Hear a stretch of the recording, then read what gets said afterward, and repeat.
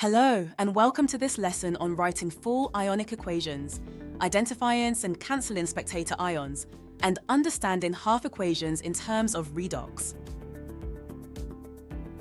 In today's lesson, we will learn how to write full ionic equations. We will also learn how to identify and cancel spectator ions. We will also begin to understand how to write half equations and recognize their significance in redox reactions. So far, we have covered the themes of oxidation and reduction, which involve the gain and loss of electrons, respectively. First, let's understand why we use ionic equations. Ionic equations focus only on the ions that actively participate in a chemical reaction, helping us to see the actual chemical changes more clearly. This is especially useful for redox and displacement reactions, where electron transfer is a key feature. Let's consider an example, the reaction between silver nitrate and sodium chloride. The overall equation is as follows: a GNO3 plus NaCl, which gives a GCl plus NaNO3. To write the ionic equation, we need to split the ionic compounds into their constituent ions.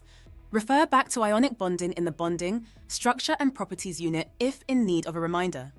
This gives us the following ionic equation. Next, we identify and cancel out the spectator ions, which are ions that do not change during the reaction. In this case, Na plus and NO3 minus are spectator ions, as they appear unchanged on both sides of the equation.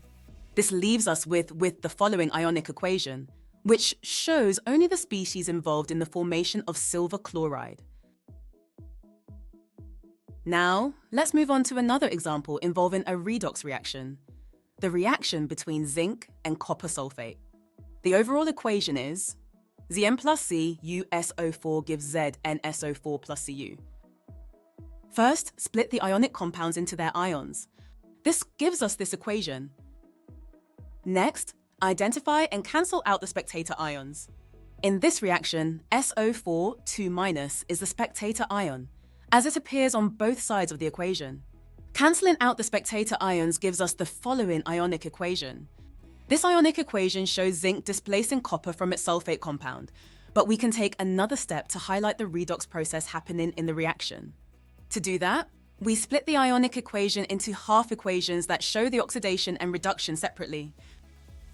For zinc, which goes from a 0 to a 2+ charge, it loses 2 electrons. This is oxidation, recall oil rig. Oxidation is loss, giving us the half equation.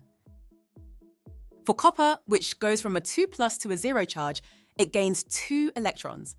This is reduction, recall oil rig. Reduction is gain, giving us the half equation. These half equations clearly show the transfer of electrons, which is the hallmark of redox reactions. Zinc is oxidized by losing electrons, and copper is reduced by gaining those electrons. In the next lesson, we will further explore how to balance these half equations systematically.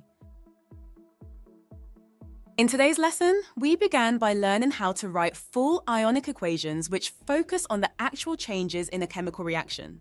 We then practice identifying the spectator ions, which do not participate in the actual chemical change, and cancelling them to simplify the equations into net ionic equations. Lastly, we explored half equations, which split redox reactions into their oxidation and reduction components, helping us to see the electron transfer processes clearly.